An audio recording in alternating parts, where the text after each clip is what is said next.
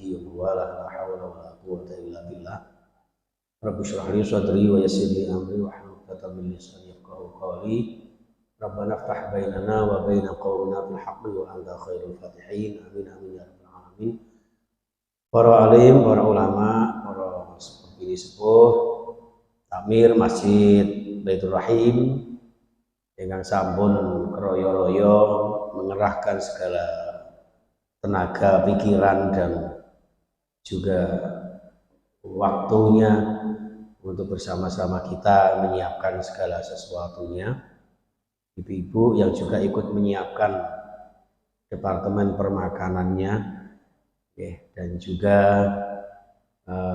tim dari acara ini, kajian ini, insya Allah yang tidak bisa kami sebutkan satu persatu, sedaya jamaah Bapak Ibu yang insya Allah dimuliakan Allah Subhanahu wa Ta'ala, termasuk juga para donatur, yang mudah-mudahan walaupun BBM naik, insya Allah donasinya juga naik. Maka dengan demikian rezeki panjenengan juga semakin naik.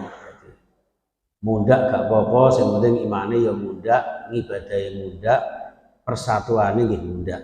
Muga-muga kula jenengan pikantuk rahmat Allah Subhanahu wa Ta'ala, barokah dunia sampai akhirat kula jenengan semua. Amin ya rabbal alamin.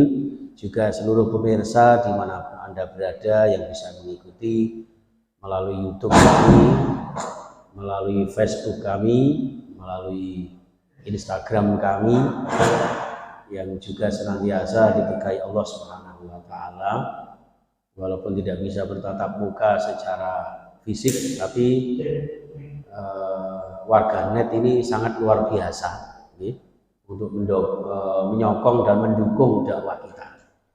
Mudah-mudahan semua diberkahi Allah Subhanahu wa Ta'ala, maslahah fid dini wad dunya wal akhirah. Amin ya rabbal alamin. Salawat ma'assalam kita haturkan kepada Nabi Agung Muhammad sallallahu alaihi wasallam. Jamaah sekalian rahimakumullah, pada pertemuan yang lalu kita sudah membahas tentang tazkiyatun nafsi. Bagaimana kula jenengan menyucikan jiwa kita, memberikan sentuhan-sentuhan kalbu kita, menata hati nurani kita sehingga bisa membersihkan jiwa-jiwa kita. Kemarin sudah kita bahas tentang pengertian tazkiyatun nafsi, yang sudah kita bahas kemarin, baik secara bahasa maupun secara istilah. Kemudian juga sudah kita bahas tentang 3 cara mencapai kesucian jiwa, yaitu tahalli, dan tajalli. Lalu season yang berikutnya, subpokok bahasan yang kedua adalah pembagian nafsu dalam perspektif tasawuf. Jadi ada pembagian nafsu berdasarkan syariah, berdasarkan syariat. Nah ini berdasarkan hakikat.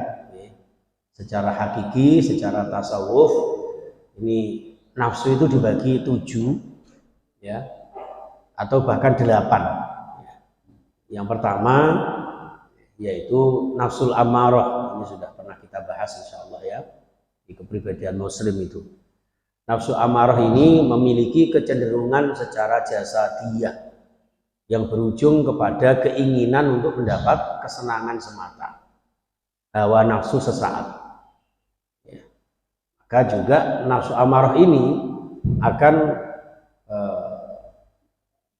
memberikan satu perspektif, gejala-gejala diantaranya al-bukhlu, pikir, kemudian al-hirsu, ambisi terhadap dunia. Jadi bukan berarti tidak boleh senang dunia, tapi ambisi dunia. Lalu C, al-hasad, memiliki rasa iri dengki, itu sifat manusia. Lalu al-jahlu, bodoh atau susah menerima kebenaran. Bukan berarti bodoh untuk tidak bisa membaca menulis, tapi susah menerima kebenaran. Itu tanda al-jahlu. Makanya disebut zaman jahiliyah itu bukan berarti orang Arab waktu itu tidak pintar, enggak. Tapi karena tidak bisa menerima kebenaran, hakikat keimanan sehingga mereka disebut dengan jahiliyah. Kemudian al-syahwat, ya, keinginan melanggar syariat, baik dengan seseorang maupun dengan sesuatu, itu syahwat. Nah, di samping itu yang ketujuh adalah, yang keenam al-kibru, merasa besar, merasa hebat, merasa paling pinter, merasa paling kaya, merasa paling mulia, sehingga kemudian merendahkan orang lain. Iya, al-kibru. Padahal di sini Allah menyebutkan la yadkhulul jannah man kana fi qalbihi misqalu dzarratin min kibrin. Tidak akan masuk surga orang yang di hatinya ada sekelumit saja kesombongan. Naudzubillah. Nah, yang terakhir, yang ketujuh adalah al-ghadab, emosional, gampang marah tanpa arah.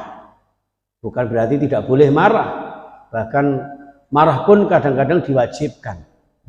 Ketika putra-putri kula panjenengan susah dibangunkan, itu kula jenengan berhak untuk marah. Tapi marah yang sewajarnya, yang ketika marah itu bisa menguasai dirinya. Yang salah itu kalau marahnya itu marah yang lost doll, gitu, jenenge lost doll. Akhirnya nggak peduli apakah itu ajudannya, ya, apakah itu orang dekatnya, karena emosinya sudah lost. Ya, tembak ya tembak. Baru menyesal setelah menembak, nah, lalu ditembak-tembakkan ke temboknya. Itu ada di sana Pak, di sana. Di sini tidak ada. Ya. Kalau nggak salah bintang film namanya Rambo, ya. Nah, itu. Itu orang yang emosinya. Makanya Rasulullah itu bersabdanya kan, orang yang perkasa itu bukan berarti orang yang memiliki kekuatan otot, kekuatan fisik, enggak. Tapi orang yang bisa menguasai diri di saat emosi. Dan itu memang sulit Pak. Saya sering ketika marah sama anak-anak itu sampai kemudian kadang-kadang itu ya susah dikendalikan. Maka ada satu resep, ketika emosi kula jenengan memuncak, usahakan membaca a'udzubillahi minasyaitonirrajim. Bojonya jenengan, istrinya jenengan, kok emosi gara-gara blonjone dikurangi, wong anjene BBM naik sana sini, ya kan. Padahal harga ya naik. Emosi Pak. Wacana a'udzubillahi minasyaitonir. Aku aja banter-banter. Sampean kok emosi a'udzubillahi minasyaitonir. Apa diantem botoh. Itu seperti itu. Ya. Kalau baca a'udzu kok tetap tidak bisa, sertai dengan membaca ayat kursi. Allahu la ilaha illallahul qayyum. Diwacaan ayat kursi kok tetap ae ngamuk, antemen kursi. Benda. Konsepnya Rasulullah apa? Dikengken wudu. Ya, wudu. Karena apa? Emosi itu setan, setan itu api, lawanlah dengan air. Kok iji ono emosi? Gunakan untuk sholat. Please. Panjenengan Bapak Ibu, kok lagi emosi sama istrinya atau suaminya, usahakan jenengan berdua berwudu. Bila usul saya dengan amal yang berguna. Hilang nih. Kalau kami kayak rebahan ini masih ada nggak? Masih ada. Ya alhamdulillah. Itu diabadikan. Sesekali aku saat jadi ngawas itu dengan satu dua buah waktu dan dipaksa. Kalau kita semangat. Jika begitu dulu yang mudah. Kamu pun hasilnya kawan ini. Insyaallah. Nah, terus as-sabru, at-tahammul. Ya, at-tahammul itu orang yang sabar menghadapi cobaan, penderitaan. Nanti akan kita bahas tentang at-tahammul ini terkait dengan mujahadah wa riyadhah, terkait dengan tazkiyatun nafs. Kalau sekarang ini yang tertinggi nafsu mutmainnah, jiwa yang tenang, yang bersih dari sifat-sifat tercela, sehingga kepribadiannya menjadi pribadi yang sangat stabil, ya, lahir maupun batinnya. Maka sifat mutmainnah ini memiliki sifat al-jud, ya, loman, tidak dikir, bertawakal, pasrah semara kepada Allah, ya, al-ibadah hak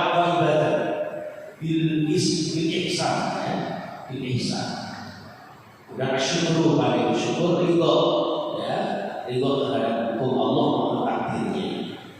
Al-khasyah, takut untuk mengerjakan kemaksiatan. Dan jangan sudah merasakan bahwa setiap satu kata yang maksiat, satu langkah yang mengandung perbuatan dosa, kok merasa panjenengan menyesal, merasa takut kepada Allah, berarti panjenengan sudah memiliki nafsu. Yang keenam, nafsu mardiyah. Jadi gandengannya dari akhir surah Al-Fajr. Ya ayyuhan nafsu mutmainnah irji'i ila rabbiki radiyatan mardiyah. Nafsu yang diridhoi, jiwa ini merupakan realisasi dari laufatul khawfi.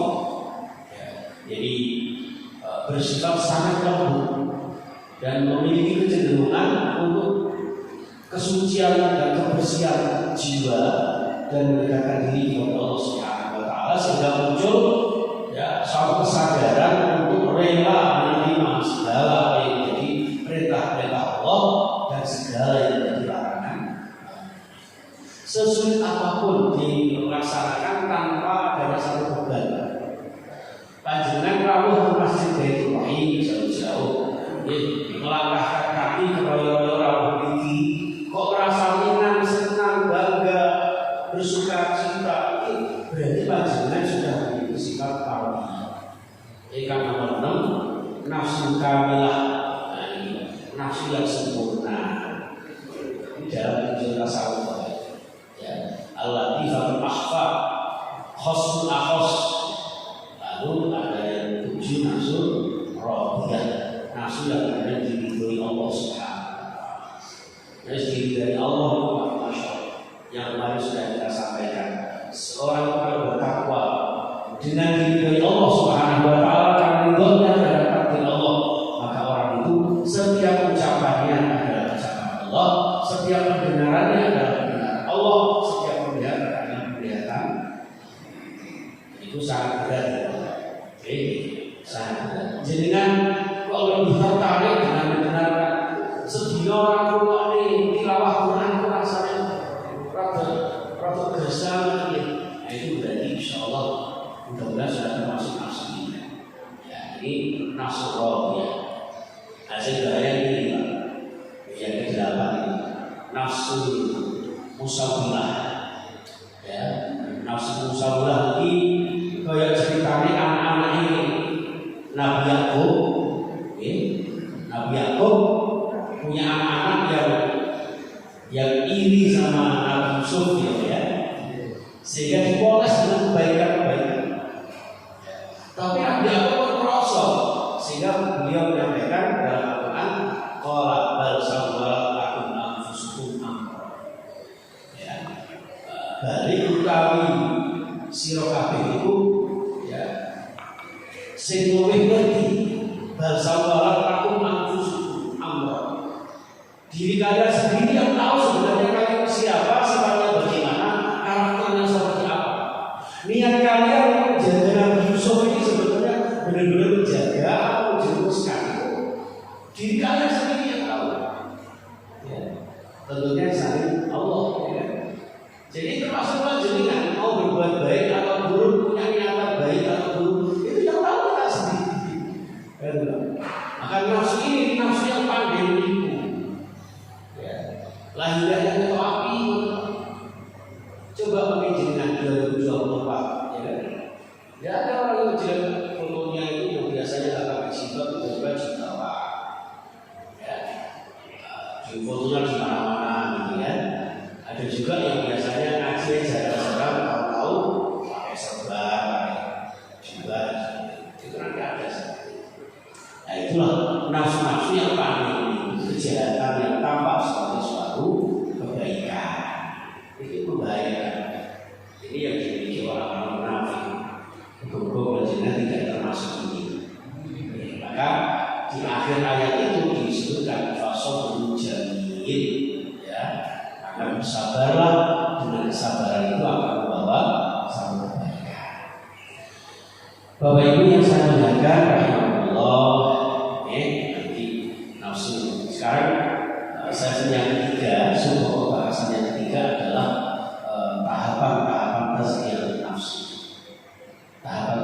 ini yang pertama menyangkut dengan taharatul qalbi, pembersihan hati. Tahap pertama yang ingin menjenengan membersihkan hati, namanya juga membersihkan hati. Oke, hilangkan ya, di cleaning service hati kula jenengan. Makanya di ayat pertama itu qad aflaha man zakkaha wa qad khaba man dassaha. Ini apa caranya kula jenengan sifat-sifat yang ada di dalam diri kula jenengan yang mengandung keburukan itu kita hilangkan. Jangan berbicara kula jenengan ingin menjadi baik, jangan berbicara kula jenengan ingin menghadap Allah dengan sempurna, dengan khusyuknya. Kalau hati kula jenengan rasanya sifat-sifat keburukan. Makanya prinsipnya kemarin juga itu tahalli, tajalli. Kosongkan dulu dari sifat-sifat kesalahan.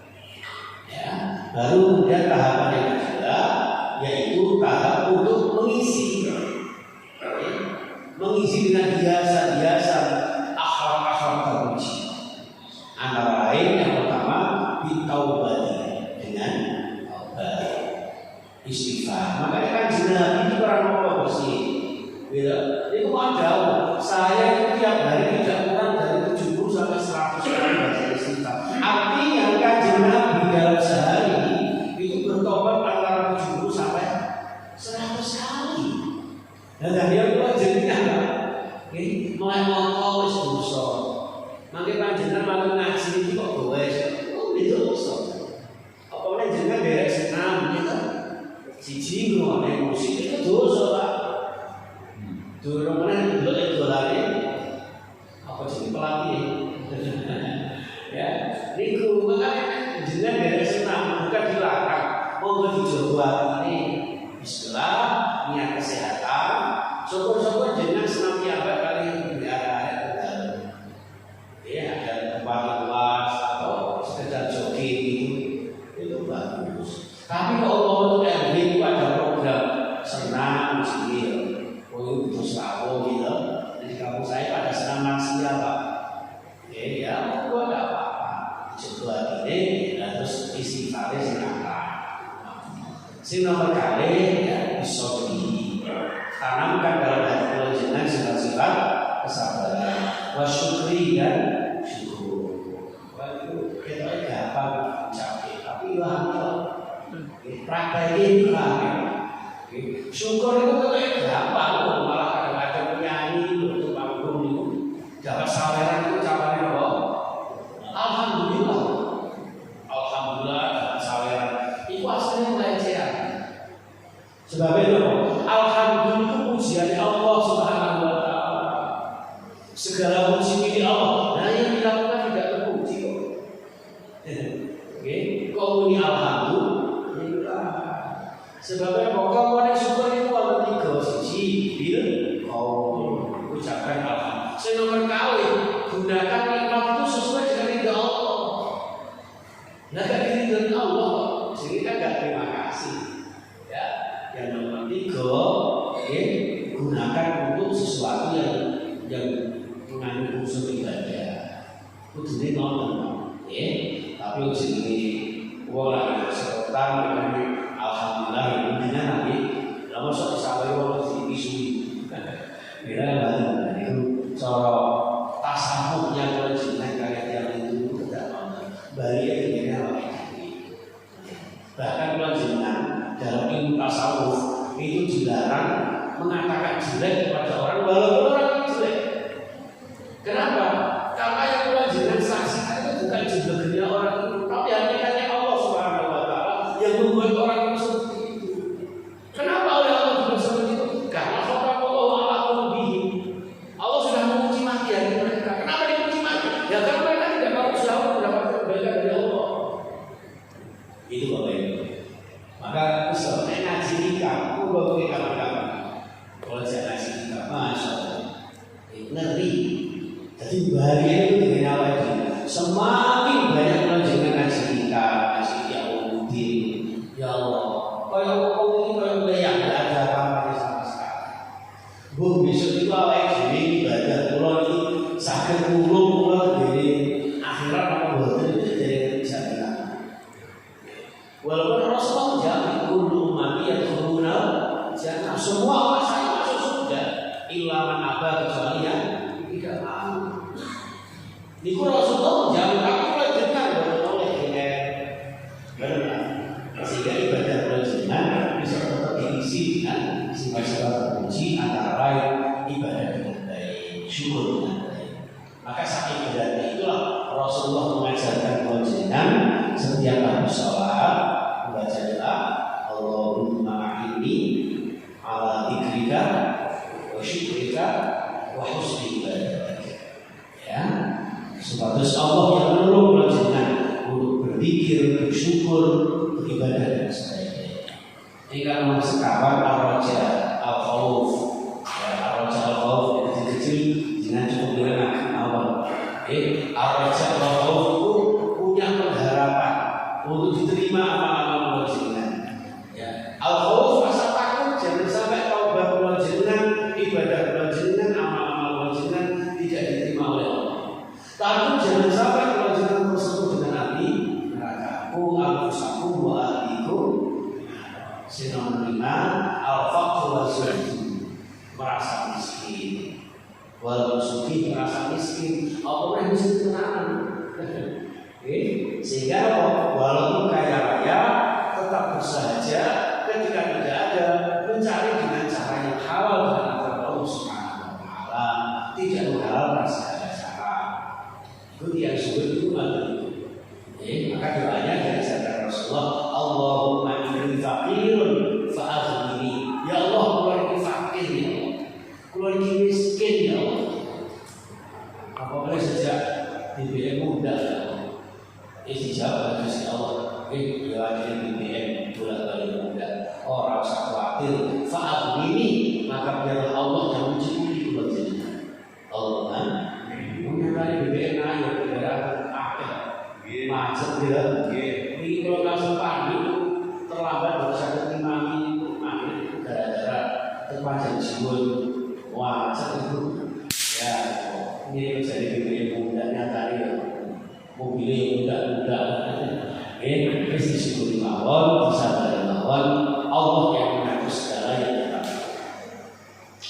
Jadi nomor 6, di pengisian hati.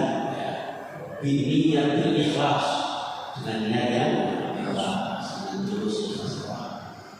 Nomor 7, muhasabah nafsi, introspeksi, selalu evaluasi. Setiap saat, setiap waktu, panjenengan tidak dari masjid sholat subuh, mundur dari masjid, itu dalam pemikiran panjenengan selalu muhasabah. Kira-kira sholat mau syukur dulu.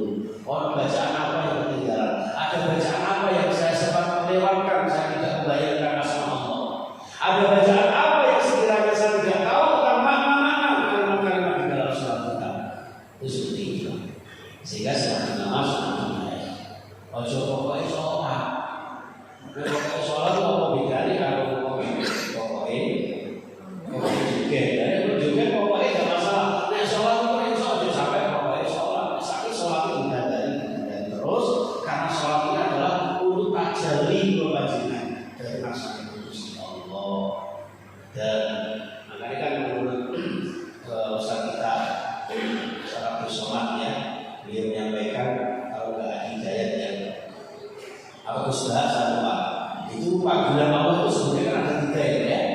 Satu panggilan sholat hayya 'alas sholat. Sehingga kali panggilan tanah suci umroh.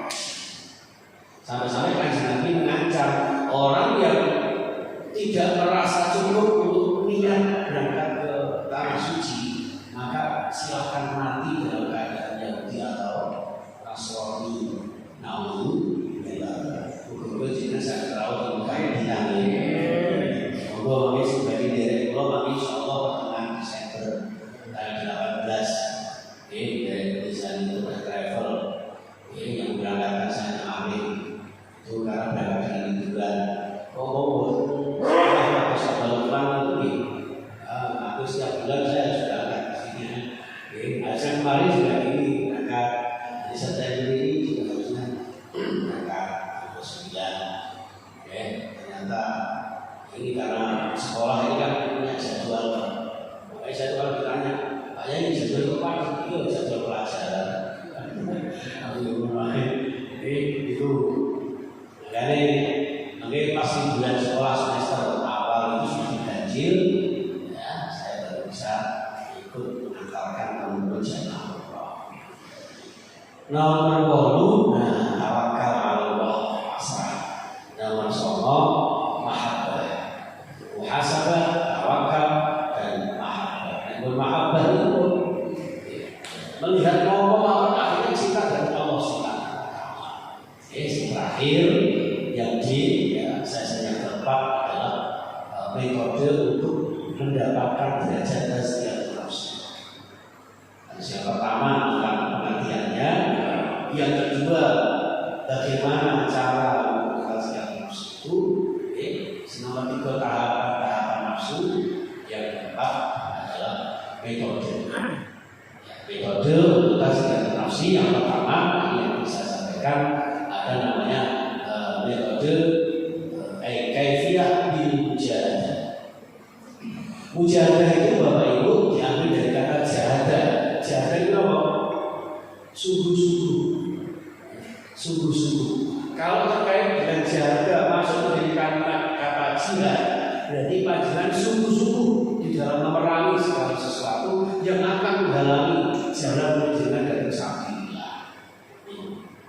Sehingga nomor kali ada namanya ijtihad. Ijtihad itu kesungguhan panjenengan untuk berhati-hati mawas diri dalam memegang hukum Allah, jangan sampai tertular dengan virus-virus akidah, virus-virus syariat. Ibadah, tapi orang-orang yang itu maksudnya itu ijtihad. Terus yang terakhir mujahadah. Mujahadah itu yang wajib panjenengan tadarrur, takhasyu ilallah.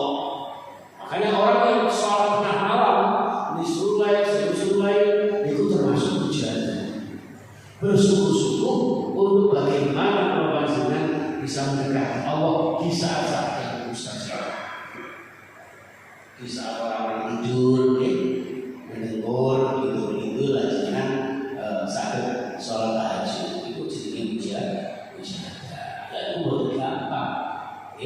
Makanya perlu latihan yang pada akhirnya adalah dengan riyadhah. Untuk mencapai tazkiyatun nafs adalah mujahadah dan riyadhah. Nah, riyadhah itu merasa awake dhewe kudu dipaksa. Jadi yai kula masuk yai anak kula disukapi di Quran. Nah, saya kepales bismillah paksa. Ya teman. Jenengan kene Pak aras-aras salat tahajud terus nanti padahal itu pipis kadang malaikat itu tinggal catatan amal kebaikan. Dan kemarin pipis dari tangan kita. Dan itu nek ngoten niku monggo bismillah paksa. Kan mati. Saya berdoa masya nafsu ini terus Pak. Perang batin antara nafsu dengan hati masya Allah. Dan dibimbing oleh hidayah Gusti Allah dengan riyadhah. Ya, dengan kesungguhan kita membebani diri kita. Wis wae ngaji yo ngaji. Walaupun ada keperluan apapun sing jenis syukuran ditinggalkan untuk riyadhah. Ya. Nah, itu bisa dilakukan masya Allah. Insya Allah akan mendapatkan satu keistimewaan dari mujahadah dan riyadhah itu untuk sampai pada tazkiyatun nafs. Dari nonton berarti hati kula jenengan tak sewu orang. Kalau sering Pak ngerti kanca-kanca itu tadi Pak Yai jenengan ujuk-ujuk mau seperti ujuk ranjuk ujuk-ujuk turun aku ngoten niku. Berangkat jam pinter, ya menyesuaikan lah. Lagi mau ke donasi paling ya sengaja lah, berarti nggak apa-apa berangkat. Mau Jakarta ya paling jam 9:30, jadi menyesuaikan lah. Biasa kaget. Wong saiki transportasi gampang kok. Orang jenis siro tol mustaqim ya.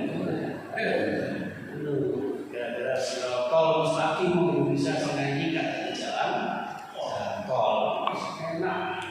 Biasanya kalau ngaku itu sekawan jam, tadi kira jam setengah.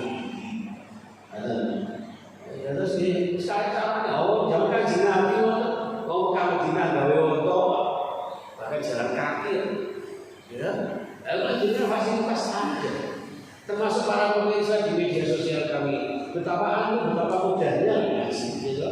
Cukup di rumah, di RS duduk di rumah saja, sudah cukup dapat ilmu.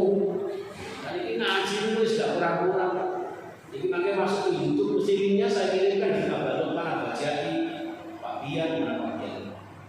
Tidak mungkin toh. Ya, itu tuh supaya apa? Barangkali ada keterangan-keterangan saya yang tertinggal atau kurang jelas bisa disaksikan di sini. Apalagi kalau jangan tularkan itu bagian dari dakwah. Man dalla ala khairin falahu ajrun fa'ili.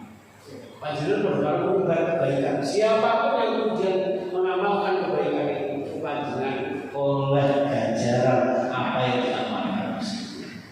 Itu nanti.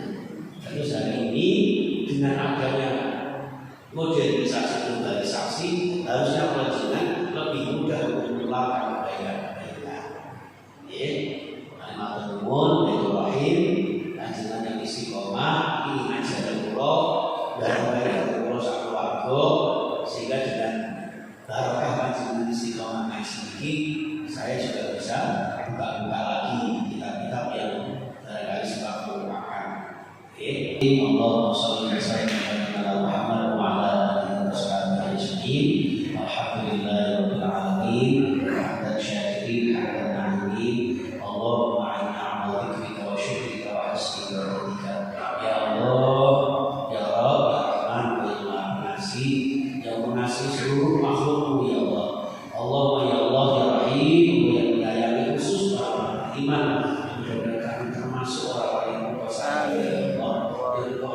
Ya Allah, dengan saya dan ridho-Mu ya Allah, apapun dosa-dosa kami ampuni ya Allah. Ighfir lana dzunubana wa li walidayna. Ya Allah, dosa-dosa dari ucapan-ucapan kami, dosa-dosa dari perbuatan-perbuatan kami, dosa-dosa dari bahkan hati dan perasaan kami ya Allah, yang setiap saat, setiap waktu selalu terpincir dalam noda dan dosa ya Allah.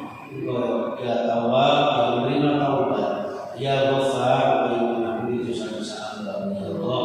Kami makhluk yang lemah ya Allah, kuatkan kami dengan syariat iman pada-Mu ya Allah. Kami makhluk yang hina ya Allah, muliakan kami dengan kemuliaan-Mu ya Allah, semakin dekat dengan-Mu. Kami makhluk yang miskin ya Allah, cukupi dengan rezeki yang halal, rezeki yang senantiasa kami dapatkan dengan cara yang halal. Kami gunakan kebaikan-kebaikan untuk sedekah, ibadah, jariah ya Allah, dan memberikan kami ya Allah keluarga yang sakinah, mawaddah warahmah, yang senantiasa mudah beribadah dan berhiaskan akhlak kami. Amin. Ya Allah, ya salam, selamatkan kami, selamatkan keluarga kami, selamatkan rumah tangga kami, sehatkan jiwa raga kami, sembuhkan segala sakit kami dan segala sakit teman-teman kami, sahabat-sahabat kami. Dan ya Allah, berikan pahala yang berlimpah untuk orang-orang yang kami hormati yang sudah berada di dalam barzakh, terutama pejuang-pejuang dan takmir masjid yang sudah mendahului kami ya Allah. Para jemaah Masjid Baitur Rahim yang sudah mendahului kami di dalam barzakh ya Allah. Terimalah amal soleh mereka ya Allah, lapangkan mereka dan kami semuanya yang masih hidup ini ya Allah, mudah-mudahan bisa meneruskan dan semakin semangat ibadah kami dan memberikan kami kesempatan ya Allah pada hidup yang sekali dan singkat ini, hidup yang mulia istiqomah ya Allah. Mudahkan kami berusaha ke Makkah Madinah suatu saat meninggal husnul khatimah. Amin. Rabbana atina fid dunya hasanah wa fil akhirati hasanah wa qina adzabannar.